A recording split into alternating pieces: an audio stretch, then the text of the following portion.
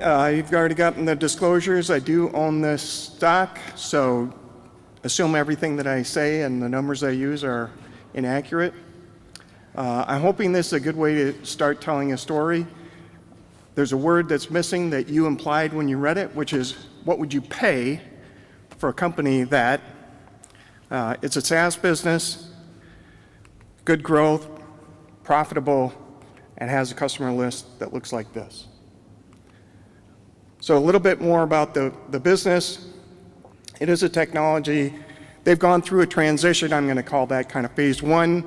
They have a transaction business, and then they built a SaaS business, converted customers from the transaction to the SaaS business, and that's been going on for the past several years.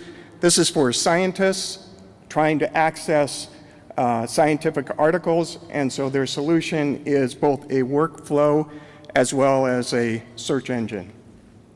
Management team, both the CEO and the CFO, had a successful exit of another public company, ARI Networks, and so they've done this and been there before, and that ARI was another SaaS business.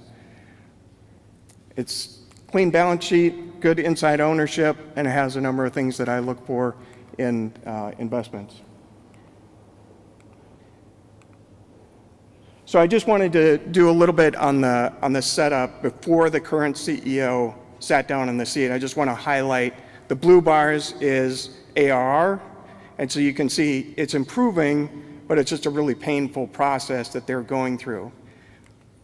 And so the phase two was transitioning to the current CEO, and then at the same time in 2021, which is when he came in, they had established an ARR target of 20 million, 12 million was to be organic, and then 8 million was to be acquired. Fast forward 2 years to the summer of 2023, and the chairman, who was the former CEO and founder, initiates a proxy fight, and he says, I don't like the stock price. It had basically been, up and down, but it was essentially flat from where it was 2 years prior, and that they hadn't done any M&A on the SaaS business. But 4 days prior to the letter, they had announced their first SaaS acquisition, and the management had talked about valuations being high, and that was the primary reason for not doing any M&A up until that point. So for me personally, I'm totally fine with a management team that doesn't want to make a mistake by overpaying for an asset. Of course, when you get a new CEO, they often change seats, and so that was what happened here. Operating expense did go up, and I'll come back to that. But so then this is that same chart. I'm just updating from where the CEO came in, and you still see the ARR is growing nicely. So if we drill into that, you can see if we look at like operating income, and the adjusted EBITDA, if you look at 22, which was his first year, adjusted EBITDA goes negative, but then it all flips around in the next year. So all the profitability metrics improved in 23. ARR is still growing. They had some macro headwinds, so it was a little bit off, but still doing good. And then on the rule of 20, which had been in the low single digit, which was now approaching 20%. So what happened? They got support from their largest shareholder, plus all the rest of the board members. And then a month later, in September, they basically resolved the issue. So this was an interesting situation, and how quickly and how cleanly it cleaned itself up. So then, again, I'm just updating again, and you can see a nice pickup in the ARR. So I mentioned they did one acquisition, that was in July of 23, and then they did a second one in December. The combination of those two was just over 4 million in ARR, and you can see on a trailing 12 months basis, ARR is now at 19 million, so they're almost at their target. Where they missed in terms of that 12 and 8, they're about half of it they missed on the organic. So again, I'm sorry, on the acquisition side. On the organic side, they actually outperformed. So I think they're doing well, and they've already established another 30 million ARR target that they'd like to hit in the next 2 years after they hit the 20 million, which I assume will be hopefully this quarter, maybe the next quarter. So again, this is just an update, and you can see The profitability, operating income, it goes down in 24, and that's because of the acquisitions. Adjusted EBITDA and free cash flow is kind of flattish versus the prior year. And again, that's acquisition related. And then you see the profitability really comes through trailing 12 months. And again, the ARR is growing nicely. You see the acquisitions in there. And then the rule of 40, they're almost at 30%. So the company I'm talking about, Research Solutions, again, I do own it. Thesis is pretty straightforward. You've got a good management team. They've done it before, and I think they've actually upgraded their talent there with 2 strategic positions. Most recently, the CRO who came in November. And that's the key thing that I'm watching for this year is can they have a positive impact on the growth of ARR? And then the rest of it is just leveraging the operating business. You got a clean balance sheet, add to the cash position, and I think their valuation is attractive. So if we compare summer of 23 to today, this is what you got. Sorry.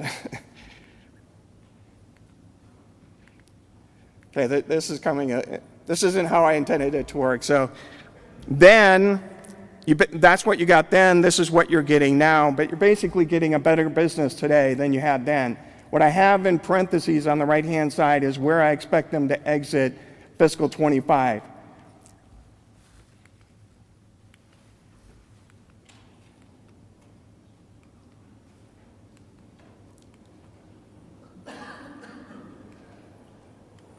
Okay, so this is the same look on valuation. So then summer 23 versus today, it's basically the same. I did a sum of the parts, and the only thing I'll point out there, so I think it's cheaper today than it was then for a better business.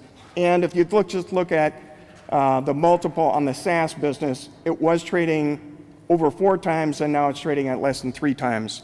The price is from last week, so it's about as close as current. It's a little bit higher than this today, but still. So then if we take and look at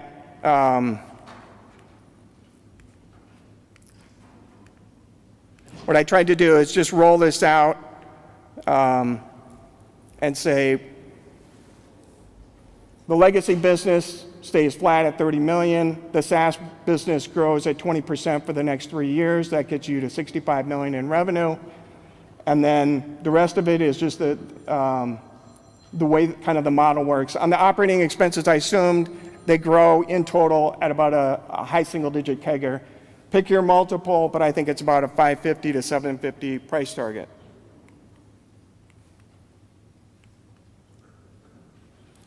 In terms of risks, tariffs I think is more secondary, and it would be more in terms of if there's R&D headcount reduction versus other things. Always execution risk. I talked about platform growth. I think that's the key to focus on for this year. Competition right now is primarily they're supplanting internally developed systems, and then of course you can always make mistakes on M&A. So this is the stock chart, and I am ready for some Q&A. We have time for one question. Hold on, don't talk until I get to you.